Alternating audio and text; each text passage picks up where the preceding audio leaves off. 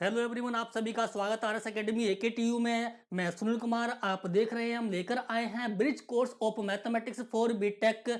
अब देखा जाए तो मतलब ब्रिज कोर्स हम जो लेकर आए हैं बीटेक के लिए, यहाँ ये जो कोर्स है आपके लिए काफ़ी हेल्पफुल रहने वाला है बीटेक फर्स्ट ईयर में, बीटेक सेकेंड ईयर में। अब इन टॉपिक्स के बारे में हमें बात करनी है, जो टॉपिक्स हमें यूज में आते हैं हमारे बीटेक में, मतलब जिन टॉपिक्स को हम पढ़ते हैं, मतलब उन बीटेक में हो, बीटेक फर्स्ट ईयर की हम बात करें, बीटेक सेकेंड ईयर की बात करें, कुछ टॉपिक्स हमारे ऐसे होते हैं मैथमेटिक्स में जिनको हम पढ़ते टाइम पर हमें इतनी ज़्यादा दिक्कतों का सामना करना पड़ता है। वो दिक्कतों का सामना हमें इसलिए करना पड़ता है क्योंकि हम बेसिक कंसेप्ट को अच्छे से नहीं पढ़कर आते हैं। अगर हम बेसिक कंसेप्ट को अच्छे से पढ़कर अगर आते हैं तो हमें बीटेक फर्स्ट ईयर में, बीटेक सेकेंड ईयर में मैथमेटिक्स को पढ़ने में इतनी दिक्कतें नहीं होती हैं। दिक्कतें इसलिए होती है क्योंकि हमारे बेसिक कंसेप्ट जो होते हैं वो मतलब स्ट्रोंग नहीं होते हैं, उन पर हम काम करके नहीं आते, उनको अच्छे से पढ़कर नहीं आते हैं। तो इसलिए जो ऐसे स्टूडेंट हैं जिन्होंने अपनी ट्वेल्थ तो कर ली है और वो सोच रहे हैं मतलब बीटेक करने के बारे में, या कुछ स्टूडेंट्स ने बीटेक में एडिशन ऑलरेडी ले रखा है, वो सेकंड सेम में आए हैं या थर्ड सेम में जाने वाले हैं, फोर्थ सेम में, मतलब इस टाइप्स के, मतलब इस तरह के जो स्टूडेंट्स हैं जिनको काफ़ी दिक्कतें होती है मैथमेटिक्स में, mathematics first engineering mathematics, first engineering mathematics, second engineering mathematics, third engineering mathematics, fourth में, मतलब काफ़ी दिक्कतें वहां आपको देखने के लिए मिलती हैं। अब उन्हीं स्टूडेंट्स के लिए हम लेकर आए हैं अपना ब्रिज कोर्स। उस ब्रिज कोर्स में हमने बिल्कुल इसको जीरो लेवल से स्टार्ट किया है, जहां से अगर कोई ऐसा स्टूडेंट है मतलब जिसके बेसिक कंसेप्ट इतने वीक हैं, जिनको पढ़कर, इन सभी लेक्चर्स को पढ़कर उसको अपनी जितनी भी उसकी समस्याएं, सब प्रॉब्लम, उसकी जितनी भी प्रॉब्लम्स है सारी सोल्व हो जाएंगी अगर इनको वो कंटिन्यूसली लेक्चर 1/1 मतलब देख रहे हैं। स्टार्टिंग से आपको लेक्चर देखना है, lecture number 1, lecture number 2, lecture number 3। अब मैंने लेक्चर नंबर 1 में स्टार्ट किया, नंबर सिस्टम से ही मैंने स्टार्ट किया, मतलब देखा जाए तो बिल्कुल बेसिक कंसेप्ट से ही मैं इसको लेकर आया हूं, मतलब वही कंटेंट मैं यहाँ रखने वाला हूं जो आपको बीटेक में मतलब काफी मदद करने वाला, काफी हेल्पफुल रहने वाला है। अब इससे पहले 2 वीडियो मैं बना चुका हूं, वीडियो में मैंने बात की है नंबर सिस्टम के बारे में, अब वहां मैंने नेचुरल नंबर के बारे में बात की, रेशनल नंबर के बारे में बात की, इसके जो काफी टाइप्स, इसकी काफी प्रॉपर्टीज है, कुछ इसके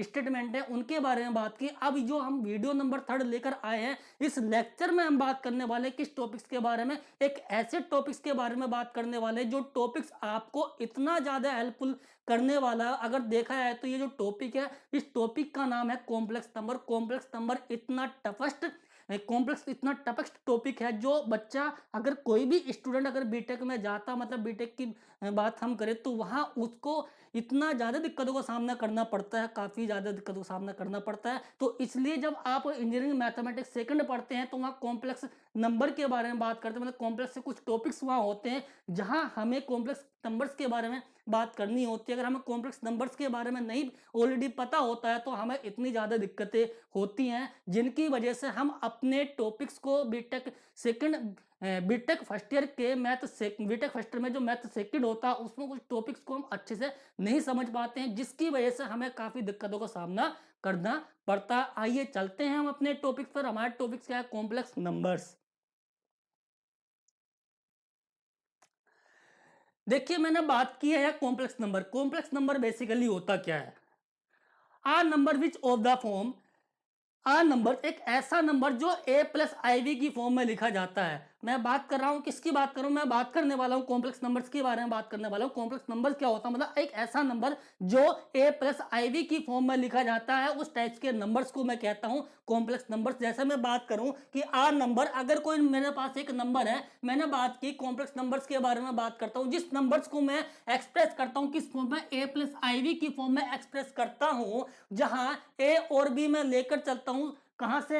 ए और बी मेरा रियल नंबर है, ए भी रियल नंबर है, बी भी रियल नंबर है, एंड आई आयोटा कहलाता है। आई क्या है? आयोटा। जैसे मैं बात करूं आयोटा की जो वैल्यू होती है, आई इक्वल टू होता है -1 का स्क्वायर रूट। जो आयोटा है, आयोटा को मैं कहूंगा, मतलब एक इमेजिनरी नंबर में कहूंगा, आयोटा इक्वल टू होता है स्क्वायर रूट 1 होता है। कोई भी कॉम्प्लेक्स नंबर मैं अगर लिखूंगा, जैसे मैं बात कर रहा हूं कि कोई कॉम्प्लेक्स नंबर को मैं एक्सप्रेस कैसे करता हूं, a प्लस आई बी की फॉर्म में किसी भी कॉम्प्लेक्स नंबर को मैं रिप्रेजेंट करता हूं। किस फॉर्म में रिप्रेजेंट करता हूं, कोई भी कॉम्प्लेक्स नंबर अगर हमारे पास है तो उसको रिप्रेजेंट करने का जो तरीका होता है, मतलब किस फॉर्म में हम कॉम्प्लेक्स नंबर को रिप्रेजेंट करते हैं, तो कॉम्प्लेक्स नंबर को हम रिप्रेजेंट करते हैं a प्लस आई वी की फॉर्म में रिप्रेजेंट करते हैं, वेयर ये दोनों ही numbers a and b are, ये दोनों नंबर कैसे, दोनों नंबर्स रियल नंबर्स होते हैं, आर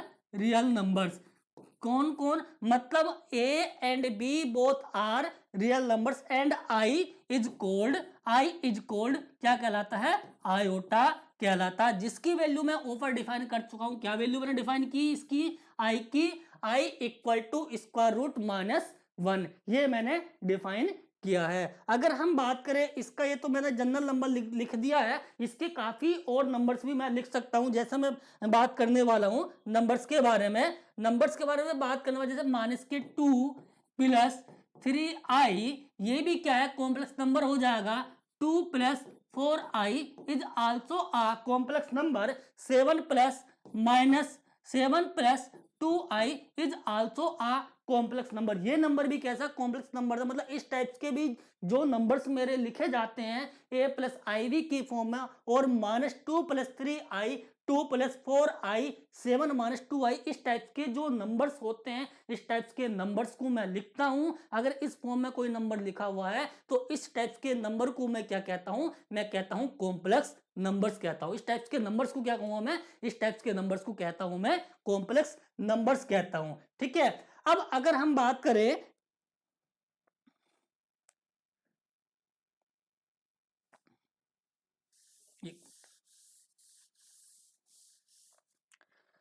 हम अगर बात करें कि अगर हम लिखना चाहते हैं जीरो को, zero is a complex number और नोट, अगर हम कहें कि जीरो कॉम्प्लेक्स नंबर है या नहीं, तो इसे हम अगर a प्लस आई वी की फॉर्म में अगर लिख पाते हैं तो कैसा नंबर हो जाएगा, ये भी कॉम्प्लेक्स नंबर हो जाएगा। जीरो प्लस आयोटा जीरो, ये भी कैसा नंबर हो गया, कॉम्प्लेक्स नंबर हो जाएगा। अगर मैं लिखना चाहता हूं स्क्वायर रूट 2 को, मैं कहना चाहता हूं कि स्क्वायर रूट 2 कॉम्प्लेक्स नंबर होगा या नहीं होगा, तो मुझे क्या लिखना पड़ेगा, स्क्वायर रूट 2 को लिखूंगा मैं स्क्वायर रूट 2 प्लस के आई इंटू जीरो लिखूंगा। मतलब देखा जाए तो मैं कॉम्प्लेक्स नंबर को अगर रिप्रेजेंट करता हूं तो किस अकॉर्डिंग रिप्रेजेंट करता हूं, a प्लस आई बी की फॉर्म में रिप्रेजेंट करता हूं। लेकिन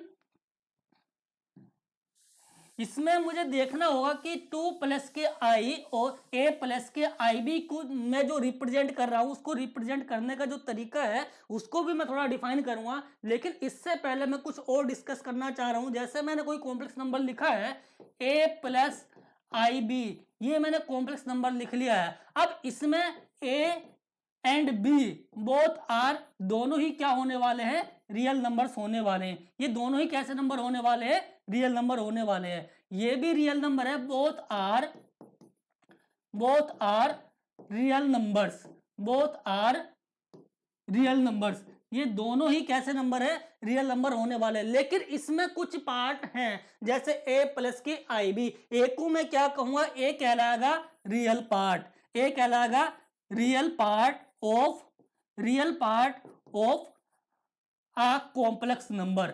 मतलब इसका अगर मैं बात करूं कि जो पार्ट ए है, ए को मैं क्या कहूंगा, real part of a complex number, और आयोटा के बराबर में जो लिखा, आयोटा के साथ जो नंबर लिखा है उस नंबर को मैं क्या कहूंगा, उस नंबर को मैं कहूंगा imaginary part of a complex number. क्या कहलाएगा ये,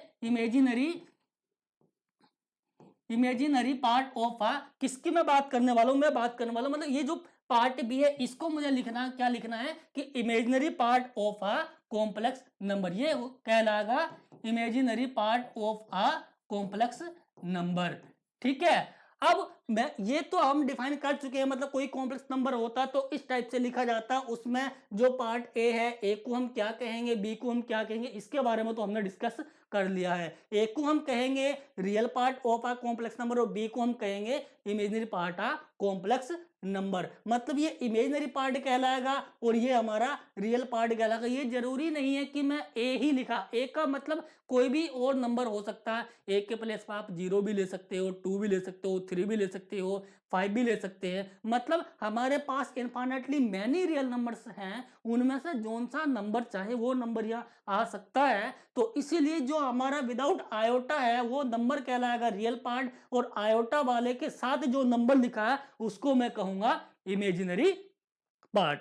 ठीक है, अगर मैं आगे बात करूं, डिस्कस करूं इसके बारे में कि रियल पार्ट को अगर मैं लिखूं तो रियल ऑफ जेड, अगर मैं बात कर लेता हूं कि इस नंबर को मैं इस नंबर को अगर मैं रिप्रेजेंट करना चाहता हूं, इस नंबर को अगर मैंने z इक्वल टू लिखा a plus i b, z equal to क्या लिखा a प्लस आई बी, अगर मुझे रिप्रेजेंट करना है कि रियल पार्ट ऑफ z, मैं रियल पार्ट ऑफ कॉम्प्लेक्स, तो real part of complex number मैं इसको सिंपली लिखूंगा रियल ऑफ जेड। तो इसका मतलब भी क्या हो जाएगा, जो मेरे पास कॉम्प्लेक्स नंबर है उस कॉम्प्लेक्स नंबर का रियल पार्ट। और इमेजिनरी पार्ट को अगर मुझे रिप्रेजेंट करना है तो उसको मैं कैसे रिप्रेजेंट करूंगा, इमेजिनरी ऑफ जेड। मतलब इस अकॉर्डिंग मुझे इन नंबर्स को रिप्रेजेंट करना है। अगर किसी कॉम्प्लेक्स नंबर का रियल पार्ट मुझे चाहिए तो मैं कैसे उसको लिखूंगा, रियल इमेजिनरी पार्ट मुझे चाहिए तो इमेजिनरी पार्ट को मैं कैसे लिखूंगा। ये सारी इन सब टॉपिक्स के बारे में, सब कंसेप्ट के बारे में हम पढ़ चुके हैं, और इनके बारे में पढ़ना मतलब इनकी जानकारी हमें होनी चाहिए। अगर इनकी जानकारी हमें नहीं है तो हमें इन चीजों को सीखना होगा। अगर कहीं दिक्कत हमें इन टॉपिक्स में बन रही है तो हमें इनको सीखना होगा। अब चलिए बात कर लेते हैं, जैसा कि आप बात करते हैं कि एक्स वाई प्लेन की बात कर लेते हैं, तो उसी अकॉर्डिंग जब हम किसी रियल नंबर को मतलब कार्टेशियन फॉर्म में उनको रिप्रेजेंट करते हैं तो उसी अकॉर्डिंग कॉम्प्लेक्स नंबर को भी हम एक मतलब कार्टेशियन फॉर्म में कैसे रिप्रेजेंट करेंगे, उसको हम एक्सप्रेस कैसे करेंगे, ध्यान दीजिएगा।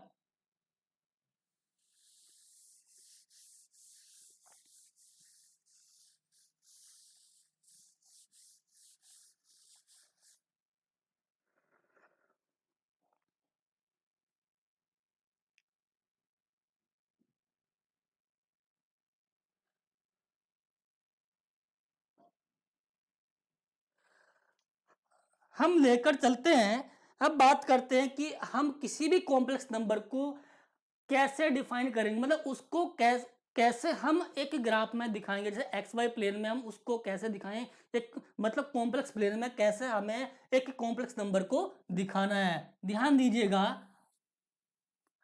अब ये जो पार्ट है इस पार्ट को मैं बोल दे रहा हूं imaginary part, imaginary of Z, और इस पार्ट को मैं बोल दे रहा हूं ये जो पार्ट कहलाएगा ये कहलाएगा रियल ऑफ जेड। मतलब ये इसका मतलब ये हो जाएगा, रियल ऑफ जेड का मतलब है कि real part of a complex number, और इसका मतलब है imaginary part of complex number. जैसे मैं सपोज करूं कि मेरे पास क्या है, z equal to a 2 plus के 3 आई है। क्या है मेरे पास, z इक्वल टू 2 प्लस के 3 आई है। अगर मुझसे कहा जाए कि आप इस नंबर को कॉम्प्लेक्स प्लेन में कैसे रिप्रेजेंट करोगे, तो देखिए हम इसको किस तरह रिप्रेजेंट करते हैं, इसको हम देख लेते हैं। अब ध्यान देना है कि 2 क्या है, रियल पार्ट है, 2 is the real part of complex number and 3 is the imaginary part of complex number. तो मुझे देखना है कि 2 को मुझे कहां रखना है। ध्यान दीजिए, यहां मैं बात कर लेता हूं, ये 1 है, ये 2 है, यहाँ 3 4, इस अकॉर्डिंग रियल पार्ट में हमारे नंबर इस तरह चल रहे हैं। अब सेम उसी अकॉर्डिंग में बात करूं किसके बारे में, इमेजिनरी पार्ट के बारे में।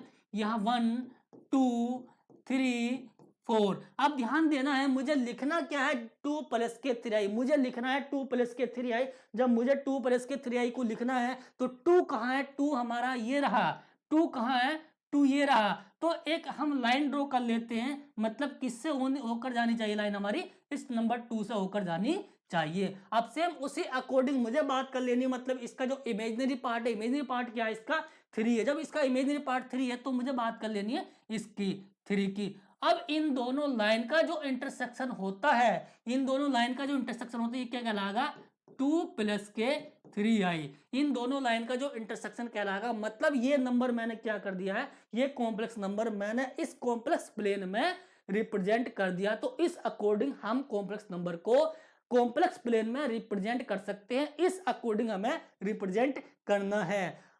ठीक है, अब इसी तरह इसके काफी सारे जितने भी हम कॉम्प्लेक्स नंबर लिखना चाहते हैं, मतलब इस तरह हम इस कॉम्प्लेक्स प्लेन में सारे कॉम्प्लेक्स नंबर को लिख सकते हैं। ठीक है, आइए अब चलते हैं, हम थोड़ा आगे चलते हैं, जो टॉपिक हमारा आने वाला है देखते हैं।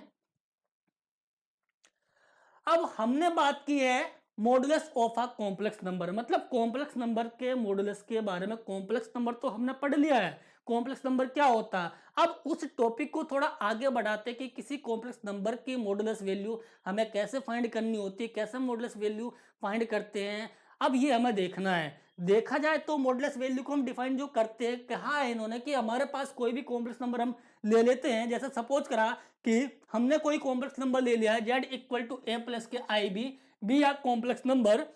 अब मैंने कोई कॉम्प्लेक्स नंबर ले लिया, अब मुझे क्या करना, इस कॉम्प्लेक्स नंबर का मॉडुलस वैल्यू डिफाइन करनी है। और मॉडुलस को मैं डिफाइन कैसे करता हूं, किसी भी कॉम्प्लेक्स नंबर के मॉडुलस को मैं डिफाइन करता हूं किससे, मोड z के द्वारा डिफाइन मुझे करना होता है। किसके थ्रू में इसको डिफाइन करता हूं, इसको मुझे डिफाइन करना होता है इस नंबर के द्वारा, मोड जेड। किसके थ्रू मुझे लिखना होता है, मोड जेड के थ्रू लिखना होता है। एंड और इसको डिफाइन कैसे करते हैं, नॉन निगेटिव, मतलब ये जो मॉडुलस वैल्यू होती है कॉम्प्लेक्स नंबर की, नॉन निगेटिव वैल्यू होती है। मतलब ऐसा हम कह सकते हैं कि नॉन निगेटिव मतलब उसको निगेटिव नहीं होना है, जीरो वैल्यू हो सकती है, पॉजिटिव वैल्यू हो सकती है। किसी भी कॉम्प्लेक्स नंबर की जीरो वैल्यू हो, किसी कॉम्प्लेक्स नंबर की मॉडुलस वैल्यू की अगर हम बात करें जीरो हो सकती है। मतलब इनका कहने का जो मेन मतलब जो बात है, ये कह सकते हैं कि ये हमारी वैल्यू इस तरह हम लिखेंगे, इस तरह हम लिखेंगे, इसको ऐसा नहीं लिखेंगे, मतलब ये वैल्यू इसकी कभी नहीं आनी है। मतलब z की जो मॉडुलस वैल्यू है, z की मॉडुलस वैल्यू कभी भी नेगेटिव नहीं होनी है, क्या होनी है, पॉजिटिव होनी है। लेकिन इसको हम डिफाइन कैसे करते हैं, हमने ये लिख लिया है कि मोड z के थ्रू हम इसको क्या करते हैं, मतलब इसको डिनोट तो करते हैं मोड z के थ्रू, लेकिन इसको डिफाइन कैसे करते हैं, वैल्यू कैसे हम फाइंड करते हैं, इसके बारे में मुझे बात करनी है, ध्यान दीजिएगा।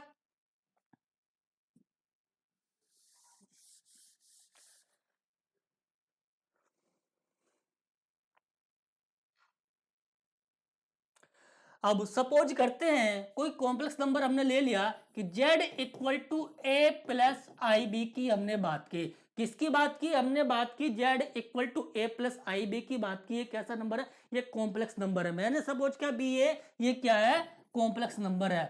जब ये कॉम्प्लेक्स नंबर है तो मुझे इस कॉम्प्लेक्स नंबर की क्या चाहिए, मॉडुलस वैल्यू चाहिए। तो मॉडुलस वैल्यू को मैं डिफाइन कैसे करता हूं, इसके बारे में मुझे बात करनी है। डिफाइन करने का तरीका मतलब डिनोट तो हम करते हैं किससे, मोड जेड के थ्रू इसको हम डिनोट करते हैं। और इसको जो डिफाइन करते हैं square root of a square plus b square, a square mod z equal to square root of a square plus b square. इस अकॉर्डिंग किसी भी कॉम्प्लेक्स नंबर को हम रिप्रेजेंट करेंगे, इस अकॉर्डिंग हमको उसकी वैल्यू फाइंड करनी है। किसकी वैल्यू फाइंड करनी है, कॉम्प्लेक्स नंबर की मॉडुलस वैल्यू। अगर हम इसको सिंपल लैंग्वेज में अगर कहना चाहें तो कैसे कह सकते हैं कि स्क्वायर रूट ऑफ किसका, the square of imaginary part of Z का स्क्वायर आप ले लीजिए, प्लस रियल पार्ट का आप स्क्वायर ले लीजिए और उसका स्क्वायर रूट वैल्यू निकाल दीजिए। जो वैल्यू मेरी आएगी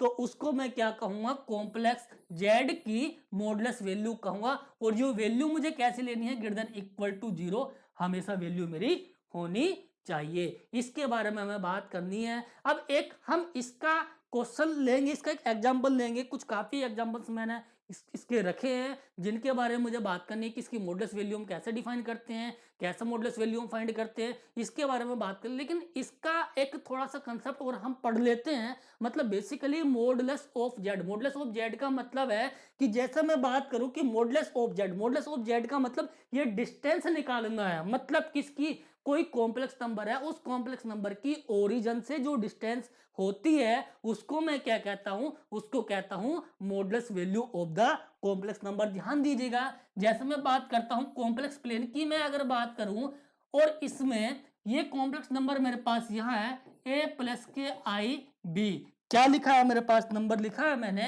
क्या लिख लिया है, a प्लस आई बी मैंने नंबर लिखा है।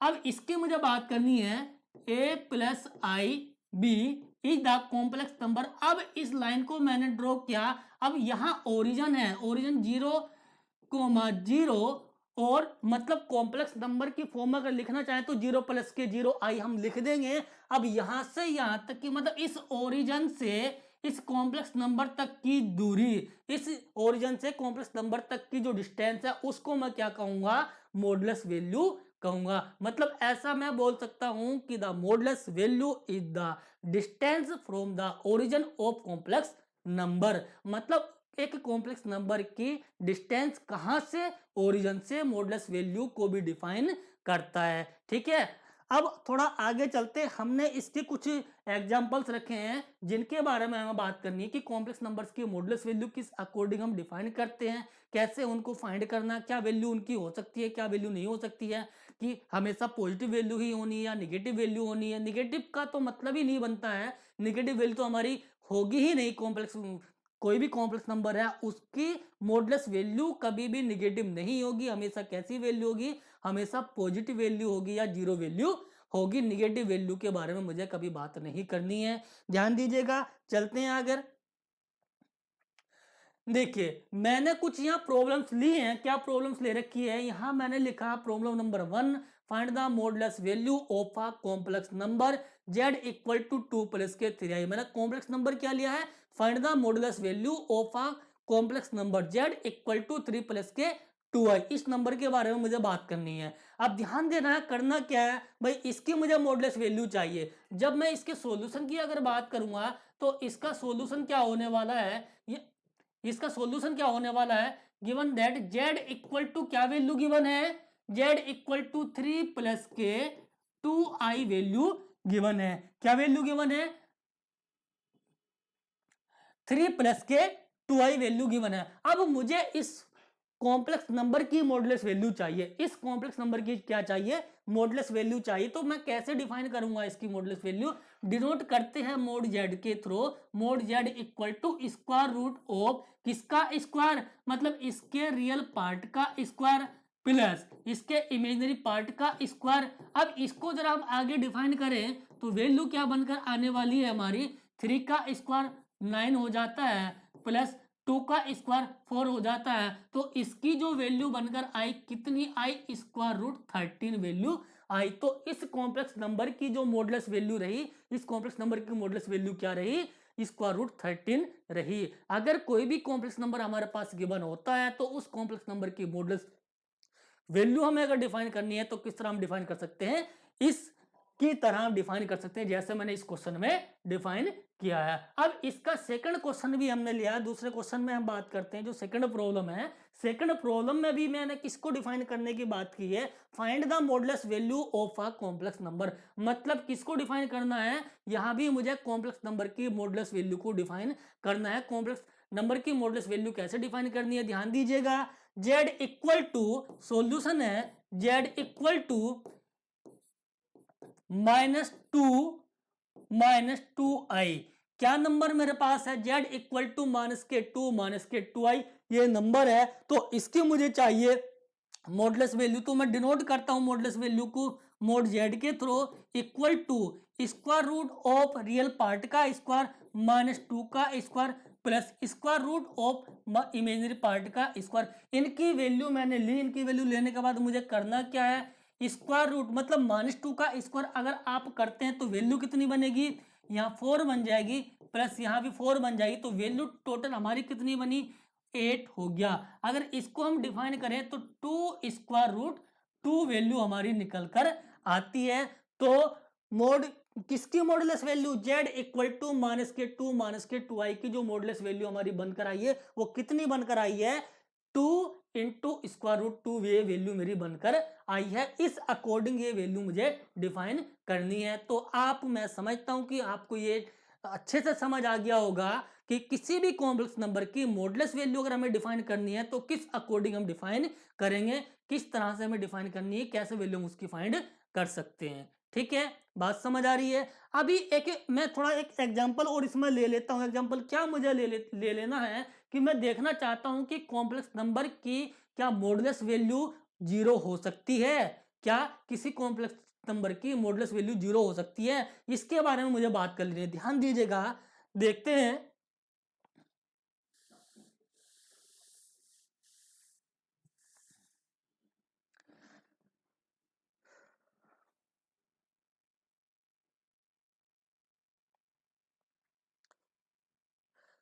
देखिए, एक कॉम्प्लेक्स नंबर में लेता हूं z equal to 0 plus 0i। क्या ले लिया मैंने जीरो कॉम्प्लेक्स नंबर ले लिया। क्या लिया? जीरो कॉम्प्लेक्स नंबर ले लिया। z इक्वल टू 0 प्लस के 0i की मैं बात कर लेता हूं। तो इसकी मैंने जब बात की है तो इसकी मुझे मॉडुलस वैल्यू निकालनी, तो इसकी मॉडुलस वैल्यू क्या हो जाएगी? तो mod z equal to square root of the square of imaginary part plus the square of real part. अब इन दोनों के स्क्वायर का सम मैं निकालता हूं तो वैल्यू कितनी बनकर आती है? Square root 0 plus 0 equal to square root 0। और आप जानते हैं कि 0 का स्क्वायर रूट कितना बनता है? 0 निकल कर आता है। मतलब 0 का स्क्वायर रूट जो वैल्यू बनकर आएगी वो क्या बनकर आएगी? 0 ही बनकर आएगी। तो इसीलिए 0 इज द कॉम्प्लेक्स नंबर जिसकी 0 एक ऐसा कॉम्प्लेक्स नंबर है जिसकी मॉडुलस वैल्यू 0 होती है। और कॉम्प्लेक्स नंबर के अंदर ऐसा कोई भी नंबर नहीं है जिसकी मॉडुलस वैल्यू क्या बनकर आ जाए? 0 बनकर आए। कॉम्प्लेक्स नंबर 0 की ही मॉडुलस वैल्यू 0 होगी, अदरवाइज किसी भी कॉम्प्लेक्स नंबर की मॉडुलस वैल्यू 0 नहीं होगी। ठीक है, अब थोड़ा आगे चलते हैं, इस टॉपिक को हम थोड़ा आगे प्रोसीड करते हैं। देखिएगा,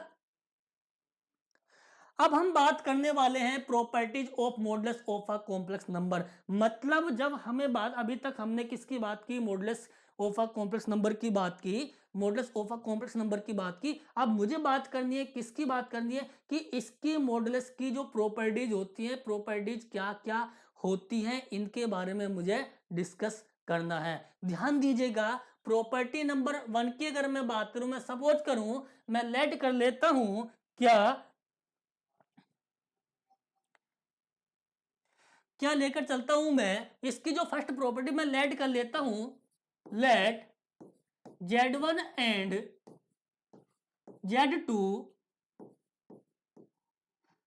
are, z1 and z2 are two,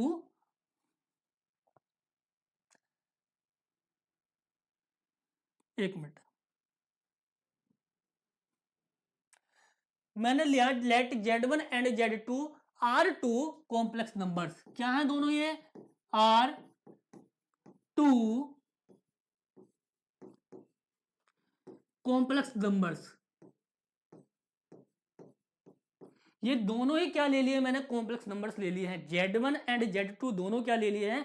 complex numbers ले लिए हैं। अब इसकी जो प्रॉपर्टीज हैं उन प्रॉपर्टीज के बारे में मैं बात करने वाला हूं। ध्यान दीजिएगा भाई, क्या पहली प्रॉपर्टी नंबर 1 क्या हो जाएगी? Mode z1 into z2। अगर मेरे पास दो कॉम्प्लेक्स नंबर्स हैं, दो कॉम्प्लेक्स नंबर है, उन दोनों कॉम्प्लेक्स नंबर्स की अगर मैंने प्रोडक्ट ले लिया, प्रोडक्ट लेने के बाद उनका क्या फाइंड करना चाहता हूं मैं?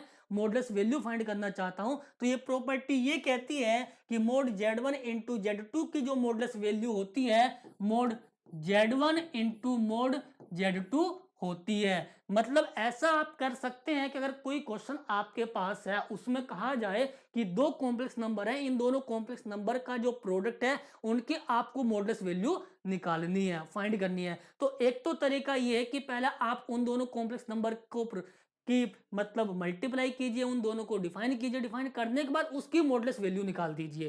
क्या करना है? उन दोनों की मॉडुलस वैल्यू निकाल दीजिए। लेकिन अगर आप ऐसा नहीं करना चाहते हैं तो आप एक काम कर लीजिएगा। क्या करना है कि पहले वाले कॉम्प्लेक्स नंबर की मॉडुलस वैल्यू निकालिए, फिर दूसरे वाले कॉम्प्लेक्स नंबर की मॉडुलस वैल्यू निकालिए। दोनों की मॉडुलस वैल्यू निकालने के बाद क्या करना, आपको उन दोनों का प्रोडक्ट कर देना है तो क्या निकल कर आ जाएगी, आपको मोड Z1 इंटू Z2 की वैल्यू मिल जाएगी। मतलब आप अगर चाहें तो मतलब ये जो प्रॉपर्टी नंबर 1 है, ये प्रॉपर्टी नंबर 1 क्या है कि mod Z1 into Z2 equal to mod Z1 into mod Z2 हो जाएगी। मतलब इस तरह मुझे इस प्रॉपर्टी पर काम करना, ये प्रॉपर्टी नंबर 1 कहलाएगी। ठीक है, बात समझ आ रही है। अब मुझे बात कर लेनी है किसके बारे में बात कर लेनी है, प्रॉपर्टी नंबर सेकंड के बारे में बात कर लेनी है। प्रॉपर्टी नंबर सेकंड क्या होगी, मोड Z1 अपॉन Z2। मैंने किसकी बात की, मोड Z1 अपॉन Z2 की बात की, तो यहां मुझे क्या करना है, मोड ये इसको लिख देता हूं दोबारा से, mode Z1 into mod Z2। ये तो सेकंड प्रॉपर्टी की मैं बात करता हूं, mod Z1 upon mod Z2 equal to क्या हो जाएगा, आप इन दोनों की मॉडुलस वैल्यू अलग अलग डिफाइन कीजिए। अलग अलग डिफाइन करने के बाद क्या करना, mode Z1 upon mod Z2 ये लिख लेना है। अगर मुझे क्या फाइंड करना है, Z1 अपॉन Z2 की मॉडुलस वैल्यू अगर डिफाइन करनी है तो मुझे क्या कर लेना है, equal to mod Z1 upon mod Z2 कर लेना। लेकिन इसमें कंडीशन होती है, कंडीशन क्या होती है कि mod Z2 not equal to 0। Mod Z2 को क्या नहीं होना है, मतलब ये जो मेरी नीचे वाली वैल्यू है मोड Z2 की वैल्यू क्या नहीं होनी है, 0 नहीं होनी है। इस वैल्यू को मुझे 0 नहीं करना है ना। अगर वैल्यू मेरी मोड Z2 की 0 होती है तो मुझे इसको नहीं लेना, इसको मैं डिफाइन ही नहीं कर पाऊंगा। ठीक है, अब इसकी प्रॉपर्टी नंबर थर्ड की मैं बात करता हूं। प्रॉपर्टी नंबर थर्ड क्या होने वाली है, इसकी प्रॉपर्टी नंबर थर्ड की मुझे बात करनी है। तो क्या हो जाएगी प्रॉपर्टी नंबर थर्ड, मतलब कहा जाए तो ट्रायंगल इनइक्वालिटी की भी हम, ट्रायंगल इनइक्वालिटी भी उनको हम बोल सकते हैं। जैसा मैं बात कर रहा हूं, मोड Z1 प्लस Z2 की जो मॉडुलस वैल्यू होगी less than equal to mod Z1 plus mod Z2, ये मुझे लिखना होगा। मोड Z1 अपॉन Z2 की अगर मुझे बात करें तो वैल्यू क्या लिखूंगा मैं, mod Z1 less than equal to mod Z1 plus के मोड Z2 मुझे लिखना होगा।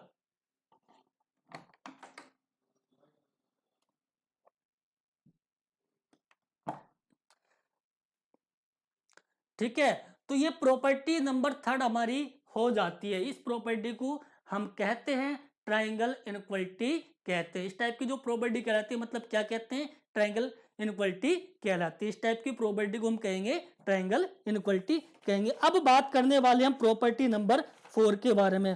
प्रॉपर्टी नंबर 4 हमारी क्या होने वाली है, अगर हम बात करें प्रॉपर्टी नंबर 4 की, प्रॉपर्टी नंबर 4 क्या होगी, अगर मुझे लिखना है mode Z1 plus mod Z2, ये वैल्यू मेरी ग्रेटर देन इक्वल टू होगी मोड Z1 माइनस के मोड Z2 से।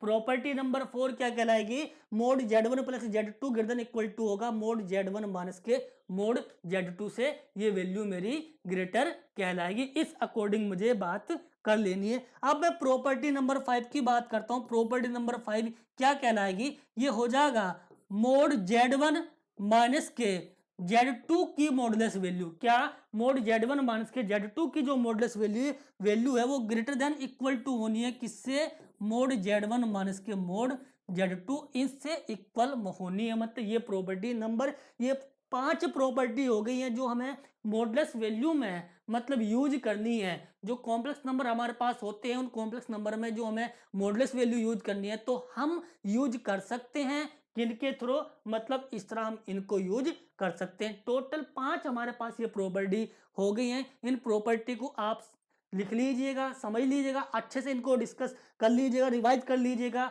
अगर आपको दिक्कत आती है कहीं भी तो आप मतलब वीडियो को पॉज करके भी देख सकते हैं। मतलब इसको आप जितनी बार रिपीट करोगे वीडियो को उतनी बार आपको मतलब कुछ ना कुछ नया सीखने के लिए मिलेगा। ठीक है, अब हम थोड़ा आगे बढ़ते हैं, नए टॉपिक के बारे में बात करते हैं, ध्यान दीजिएगा। अब हमें बात कर लेनी है, किसकी बात कर लेनी है, हमें अब बात करनी है conjugate of a complex number, कि कोई भी कॉम्प्लेक्स नंबर है उस कॉम्प्लेक्स नंबर की कॉन्जुगेट वैल्यू क्या होती है, कैसे हम उसको डिफाइन करेंगे, उसके बारे में हमें बात कर लेनी है। ध्यान दीजिएगा, अब मैं सपोज कर लेता हूं कि मेरे पास कोई कॉम्प्लेक्स नंबर है, z इक्वल टू मैंने क्या ले लिया, z equal to a plus के i b a complex number. ये कोई कॉम्प्लेक्स नंबर है। अब इस कॉम्प्लेक्स नंबर की मुझे क्या फाइंड करना है, कॉन्जुगेट निकालना है। किसका, जो कॉम्प्लेक्स नंबर मेरे पास गिवन है, इस कॉम्प्लेक्स नंबर की कॉन्जुगेट वैल्यू मुझे चाहिए। इसकी कॉन्जुगेट वैल्यू मैं डिफाइन कैसे करता हूं, मैंने सपोज करा कि z equal to a plus i b a complex number. इसकी जो मॉडुलस कॉन्जुगेट वैल्यू, कॉन्जुगेट किसका, कॉम्प्लेक्स नंबर का जो कॉन्जुगेट होता है मैं डिनोट करता हूं किसके थ्रू, एक जेड बार के थ्रू मैं इसको डिनोट करता हूं। और इसको मैं डिफाइन जो करता हूं, डिफाइन कैसे करता हूं, z bar equal to a minus के आई बी। अगर हम ध्यान से देखें, जो हमें कॉम्प्लेक्स नंबर लिखा हुआ है z equal to a plus i b number लिखा है, अगर इसका मुझे कॉन्जुगेट वैल्यू चाहिए, किसकी, इस फंक्शन की, सॉरी इस कॉम्प्लेक्स नंबर की मुझे अगर कॉन्जुगेट वैल्यू चाहिए तो क्या लिखूंगा, mod z bar equal to a minus i b मुझे लिखना होगा। क्या लिखना होगा, ए माइनस आई बी लिखना होगा। मतलब अगर सिंपल लैंग्वेज में हम अगर बात करें, किसी भी कॉम्प्लेक्स नंबर का अगर कॉन्जुगेट हमें चाहिए तो हमें क्या कर देना है, जो कॉम्प्लेक्स नंबर है उस कॉम्प्लेक्स नंबर का आयोटा वाला साइन को चेंज कर देना। किसको, आयोटा वाले साइन को चेंज कर देना। मतलब जो इमेजिनरी पार्ट है, इमेजिनरी पार्ट से पहला इमेजिनरी पार्ट वाला जो साइन है, अगर नेगेटिव साइन है तो उसको पॉजिटिव बना देना है, अगर पॉजिटिव साइन है तो उसको नेगेटिव बना देना है। ये हमें डिफाइन करना होगा। ठीक है, अब जैसे मैं बात कर ले रहा हूं कि z इक्वल टू कितना है, 2 प्लस 3i। मेरे पास एक कॉम्प्लेक्स नंबर है, क्या ले लिया मैंने, z इक्वल टू 2 प्लस के 3i, एक कॉम्प्लेक्स नंबर ले लिया। अब इस कॉम्प्लेक्स नंबर को मुझे अगर डिफाइन करना है, इस कॉम्प्लेक्स नंबर की मुझे क्या चाहिए, कॉन्जुगेट वैल्यू चाहिए। किसकी, मुझे चाहिए complex number z equal to 2 plus के 3i की कॉन्जुगेट वैल्यू चाहिए। तो इसकी कॉन्जुगेट वैल्यू को मैं किस तरह डिफाइन करूंगा, ध्यान दीजिए। तो क्या करना है, z bar equal to 2 minus 3i, क्या लिखूंगा, 2 माइनस के 3i, इस अकॉर्डिंग मुझे लिखना है। अगर मैं बात करूं कि z बार इक्वल टू क्या लिखना है, अगर मेरे पास कोई कॉम्प्लेक्स नंबर, मैं दूसरा कोई कॉम्प्लेक्स नंबर ले लेता हूं, क्या ले लेता हूं कि z इक्वल टू, अगर मुझे बात करनी है कि z इक्वल टू कितना है, 4 माइनस के 3i। क्या मेरे पास लिखा है कि z इक्वल टू 4 माइनस के 3i लिखा है। तो इसकी मुझे अगर बात करनी है तो ये कैसा, इस कॉम्प्लेक्स नंबर का मुझे चाहिए कॉन्जुगेट। अगर इस कॉम्प्लेक्स नंबर का मुझे कॉन्जुगेट चाहिए तो z बार इक्वल टू कितना हो जाएगा, 4 प्लस के 3i हो जाएगा। z बार की वैल्यू कितनी हो जाएगी, z bar equal to 4 plus के 3i हो जाएगी। इस अकॉर्डिंग मैं क्या फाइंड कर सकता हूं, किसी भी कॉम्प्लेक्स नंबर की कॉन्जुगेट वैल्यू को डिफाइन कर सकता हूं। डिफाइन करने का ये प्रोसीजर होने वाला है। किसी भी कॉम्प्लेक्स नंबर की कॉन्जुगेट वैल्यू मुझे अगर डिफाइन करनी है तो मैं इस अकॉर्डिंग डिफाइन कर सकता हूं। ठीक है, अब आगे चलते हैं, कुछ और इसके टॉपिक्स के बारे में बात करते हैं।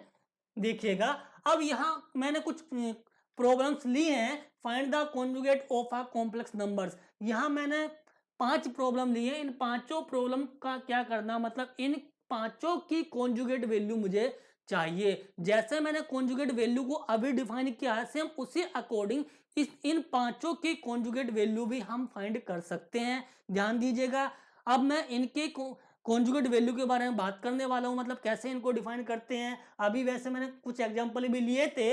अगर मैं बात करूं इसके सॉल्यूशन नंबर 1, मतलब पहली वाली प्रॉब्लम की बात करूं, क्या दिया है, z equal to 2 plus 3i given है। क्या लिखा हुआ है, z इक्वल टू 2 प्लस के 3i लिखा हुआ है। तो इसकी मुझे चाहिए कॉन्जुगेट वैल्यू, और कॉन्जुगेट वैल्यू मैंने आपको अभी समझाई और आप इतने अच्छे से समझ चुके हैं कॉम्प्लेक्स की कॉन्जुगेट वैल्यू को, आप इसको बहुत ही जल्दी आप डिफाइन कर दोगे।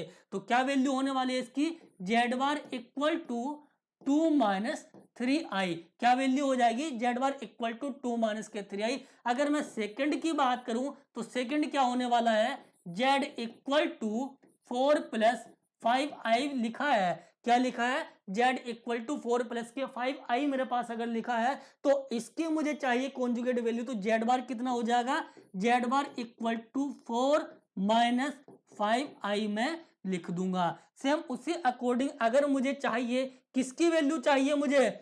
मुझे वैल्यू चाहिए भाई किसकी?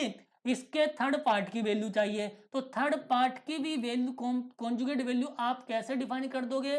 z इक्वल टू 3 माइनस के 2i यहां लिखा हुआ है। क्या लिखा हुआ है? z इक्वल टू 3 माइनस के 2i जब यहां लिखा हुआ है तो आपको चाहिए इसकी कॉन्जुगेट वैल्यू। क्या चाहिए? आपको चाहिए इसकी कॉन्जुगेट वैल्यू। तो क्या हो जाएगी?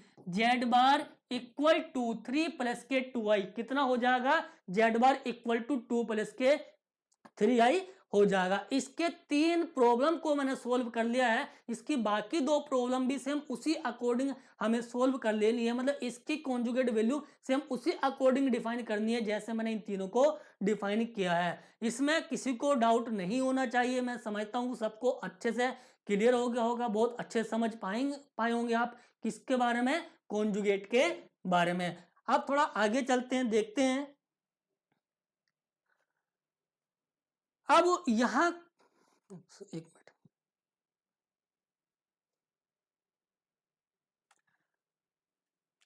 हमने बात की है मतलब कि पढ़ चुके हैं किसके बारे में? कॉन्जुगेट के बारे में तो हम पढ़ चुके हैं, लेकिन कॉन्जुगेट की भी कुछ प्रॉपर्टीज होती हैं। जैसे हमने मॉडुलस की वैल्यू, कॉम्प्लेक्स नंबर के मॉडुलस था, कॉम्प्लेक्स नंबर के मॉडुलस की वैल्यू के बारे में मैंने बात की थी। कॉम्प्लेक्स नंबर की मॉडुलस वैल्यू कैसे डिफाइन करते हैं वहां मैंने बात की थी। लेकिन उसकी भी कुछ प्रॉपर्टीज थी। किसकी? कॉम्प्लेक्स नंबर के मॉडुलस की कुछ प्रॉपर्टीज थी। सेम उसी अकॉर्डिंग कुछ प्रॉपर्टीज हमारी किसकी हैं? कॉन्जुगेट की हैं। तो उनके बारे में भी मुझे डिस्कस करना है। जरा आप ध्यान दीजिएगा। इसकी 1 बाई 1 प्रॉपर्टी के बारे में बात करते हैं, डिस्कस करते हैं। मतलब कैसे हम किसी भी कॉम्प्लेक्स नंबर की प्रॉपर्टीज को किस तरह से यूज कर सकते हैं। देखिएगा, प्रॉपर्टी नंबर 1 मैंने ले रखा है, क्या लेड कर लिया है कि Z1 एंड Z2 मेरे पास हैं। Z1 and Z2 two complex numbers. Z1 and Z2 मैंने क्या ले रखे हैं? कॉम्प्लेक्स नंबर ले रखे हैं। तो मुझे बात कर लेनी है किसके बारे में? बात कर लेनी है इन कॉम्प्लेक्स नंबर के बारे में बात कर लेनी है। तो मैंने पहली प्रॉपर्टी को लिखा कि Z1 प्लस Z2, इस पूरे की कॉन्जुगेट वैल्यू ले लीजिए आप। क्या? Z1 प्लस Z2 इन दोनों का सम कीजिए। मतलब Z1 एंड Z2 मतलब 2 कॉम्प्लेक्स नंबर्स हैं। इन दोनों कॉम्प्लेक्स नंबर की मुझे क्या चाहिए? कॉन्जुगेट वैल्यू चाहिए। तो मैंने क्या किया? पहले इन दोनों को सम किया। इन दोनों को सम करने के बाद उसकी कॉन्जुगेट वैल्यू ले ली है। तो इसकी कॉन्जुगेट वैल्यू लेने के बाद क्या बनने वाला है? Z1 का कॉन्जुगेट प्लस Z2 का कॉन्जुगेट। मतलब ये दोनों अलग अलग ऑपरेट हो जाएंगे इस प्लस साइन पर। Z1 का कॉन्जुगेट प्लस Z2 का कॉन्जुगेट, इस अकॉर्डिंग में इनको लिख पाऊंगा, इस अकॉर्डिंग में इसको डिफाइन कर पाऊंगा। अब बात करते हैं सेकंड प्रॉपर्टी की। सेकंड प्रॉपर्टी क्या है? Z1 माइनस के Z2 का कॉन्जुगेट। तो ये प्रॉपर्टी लिखी जाएगी, क्या लिखी जाएगी? Z1 का कॉन्जुगेट माइनस के Z2 का कॉन्जुगेट। इस अकॉर्डिंग हम इसको डिफाइन कर लेंगे। किसको? Z1 माइनस के Z2 का कॉन्जुगेट क्या हो जाएगा? Z1 माइनस के Z2 इक्वल टू हो जाएगा Z1 का कॉन्जुगेट माइनस के Z2 का कॉन्जुगेट हो जाएगा। अब मुझे बात कर लेनी है किसकी? प्रॉपर्टी नंबर 3 की बात मुझे करनी है। तो इसकी प्रॉपर्टी नंबर 3 क्या हो जाएगी? अगर हमारे पास दो कॉम्प्लेक्स नंबर है, उन दोनों कॉम्प्लेक्स नंबर के प्रोडक्ट का कॉन्जुगेट अगर मुझे चाहिए, क्या चाहिए मेरे को?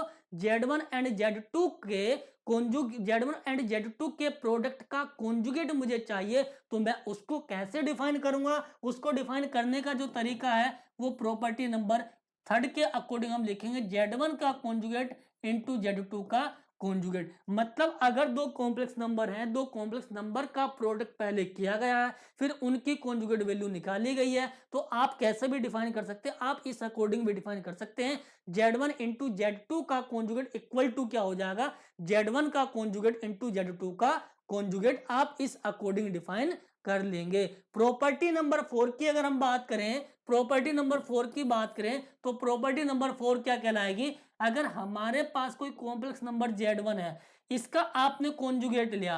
अब इसके कॉन्जुगेट मतलब इसके कॉन्जुगेट का कॉन्जुगेट आप ले रहे हैं। मतलब किसी कॉम्प्लेक्स नंबर के कॉन्जुगेट का कॉन्जुगेट अगर आप ले रहे हैं तो आपको मतलब उसकी वैल्यू डिफाइन कैसे करनी है, आप उसको कैसे डिफाइन करोगे? तो वैल्यू क्या हो जाएगी? ये जो हमारे पास ओरिजिनल कॉम्प्लेक्स नंबर था वो क्या बनकर आ जाएगा, वही जेड आ जाएगा, वही Z1 की वैल्यू आ जाएगी। अगर आपको फाइंड करना, क्या डिफाइन करना, मतलब किसी कॉम्प्लेक्स नंबर के कॉन्जुगेट का भी कॉन्जुगेट अगर डिफाइन करना है तो वही ओरिजिनल कॉम्प्लेक्स नंबर हमें मिल जाता है जिसका हम कॉन्जुगेट का कॉन्जुगेट डिफाइन कर रहे होते हैं। ठीक है, अब इसकी नेक्स्ट प्रॉपर्टी के बारे में हम बात करते हैं। इसकी नेक्स्ट प्रॉपर्टी क्या है, प्रॉपर्टी नंबर 5 के बारे में हमें बात करनी है। तो प्रॉपर्टी नंबर 5 क्या हो जाएगी, Z1 अपॉन Z2 इस पूरे का कॉन्जुगेट, मतलब Z1 अपॉन Z2 इस पूरे का कॉन्जुगेट। तो करना क्या है, इसकी जो वैल्यू है Z1 अपॉन Z2 पूरे का कॉन्जुगेट, तो इसका मतलब क्या हो जाएगा, हमें डिफाइन कर लेना है, क्या डिफाइन कर लेना है, Z1 का कॉन्जुगेट अपॉन Z2 का कॉन्जुगेट। इनके बारे में हमें बात कर लेनी है। ये सारी प्रॉपर्टी हमारी हो गई हैं, ऑल प्रॉपर्टीज हमारी हो गई हैं। इन प्रॉपर्टी के बारे में हम बात कर लेते हैं। ठीक है, अब एक लास्ट प्रॉपर्टी और आती है, वो मतलब जो प्रॉपर्टी वो मतलब लिंक कराती है किसको, मॉडुलस वैल्यू को और कॉन्जुगेट वैल्यू को। इन दोनों को कैसे हम रिलेट कर पाते हैं इसके बारे में हम बात कर लेते हैं। ध्यान दीजिएगा, प्रॉपर्टी नंबर 6 अगर हम बात करें कि हमारे पास क्या है, एक कॉम्प्लेक्स नंबर में लेकर चलता हूं तो उसकी जो मॉडुलस वैल्यू होने वाली है, मैं सपोज करता हूं कि मेरे पास Z1 इक्वल टू कितना है, Z1 equal to a plus के IB में अगर लेकर चलता हूं, क्या मैं लेकर चलता हूं कि Z1 इक्वल टू मैंने लिया है ए प्लस के IB, ऐसा मैं लेट करके चलता हूं, लेट, एक मिनट, Z1 कितना ले लिया है मैंने, Z1 इक्वल टू ले लिया है, if property number 6 if Z1 equal to a plus IB हमारे पास लिखा हुआ है। Z1 कितना है, ए प्लस के IB लिखा है। तो मुझे करना क्या है, अगर मैं लेकर चलता हूं क्या, Z1 इंटू Z1 का कॉन्जुगेट, क्या लिया मैंने, Z1 इंटू Z2 का Z1 इंटू Z1 का कॉन्जुगेट, मतलब इन दोनों को मैंने डिफाइन किया। जब मैं इन दोनों को डिफाइन करूंगा तो प्रॉपर्टी क्या कहलाएगी, ये हो जाएगा A प्लस IB। मतलब किसको लिखा मैंने, लिखा Z1 को, Z1 को क्या लिखा मैंने, A प्लस के IB लिखा। और इसकी जो सेकंड प्रॉपर्टी, सेकंड जो इसका जो कॉन्जुगेट हो जाएगा Z1 का, कितना हो जाएगा, A माइनस के IB हो जाएगा। तो इसको हम डिफाइन करेंगे, मतलब ये देखा जाए तो ए स्क्वायर माइनस के बी स्क्वायर वाला जो फॉर्मूला स्टार्ट हो जाएगा, जो हम अलजेब्रा में पढ़ते हैं, तो वैल्यू क्या बन जाएगी इसका, ए स्क्वायर प्लस के बी स्क्वायर वैल्यू हो जाएगी। और इसको मैं क्या कह दूंगा, इसको मैं कह दूंगा मोड जेड का स्क्वायर। तो इंप्लाइज क्या कर गया, implies that Z1 into Z1 का कॉन्जुगेट इक्वल टू क्या रहा, मोड जेड का स्क्वायर। प्रॉपर्टी नंबर 6 हो गई है। मतलब ये प्रॉपर्टी क्या बताती है, conjugate of complex number and modulus value of a complex number, इन दोनों के बीच में जो रिलेशन को हम डिफाइन करते हैं, तो उसको डिफाइन करने का तरीका हम यहाँ देखते हैं, मतलब यहाँ इनको हम डिफाइन करते हैं। तो मैं समझता हूं कि आज इस वाली वीडियो नंबर 3 में हमने नंबर सिस्टम के बारे में जितना पढ़ना था वो पढ़ लिया। मतलब जो हमें यूज करना है बीटेक में, बीटेक फर्स्ट ईयर में, बीटेक सेकेंड ईयर में, मतलब नंबर सिस्टम को समझना मेरे हिसाब से तो मतलब इतना ज़्यादा जरूरी है। जो स्टूडेंट्स मतलब बीटेक में एडमिशन लेना चाहते हैं या जो स्टूडेंट बीटेक कर रहे हैं, मतलब उनको नंबर सिस्टम तो आना ही आना चाहिए। अगर नंबर सिस्टम उनको नहीं आता है तो उनको कहीं ना कहीं दिक्कतों का सामना करना पड़ेगा। मैंने इसकी मतलब 3 वीडियो नंबर सिस्टम पर ही बनाई है। आपको अगर नंबर सिस्टम में किसी को डाउट अगर है तो आप मेरी तीनों वीडियो देख लीजिए, video number 1, video number 2, video number 3। मतलब इसमें इन तीनों में मैंने लेक्चर 1, लेक्चर 2, लेक्चर 3 में नंबर सिस्टम के बारे में ही डिफाइन किया है और बिल्कुल बेसिक से डिफाइन किया है। अगर कोई ऐसा स्टूडेंट है, मतलब कुछ ऐसे स्टूडेंट्स हैं जिनके बेसिक कंसेप्ट स्ट्रॉन्ग नहीं है, नंबर सिस्टम जिन्होंने नहीं पढ़ा है और वो बीटेक में आना चाहते हैं, तो आपको मेरा कोर्स मतलब कोर्स की बीटेक के जो मैं लेकर आया हूं, मतलब ब्रिज कोर्स जो मैं बीटेक का लेकर आया हूं, मैथमेटिक्स के लिए जो मैं ब्रिज कोर्स अपना लेकर आया हूं, आप उन तीनों वीडियोज को देख लीजिए। वहां से आपको इतनी मदद मिलने वाली है, इतनी हेल्प मिलने वाली है कि आपको बीटेक में जाने के बाद जब आप वहां उन टॉपिक के बारे में पढ़ेंगे तो आपके माइंड में वो चीज़ें पहले से ही क्लिक करेंगी। मतलब आपको वहाँ समस्या नहीं होने वाली है, ठीक है?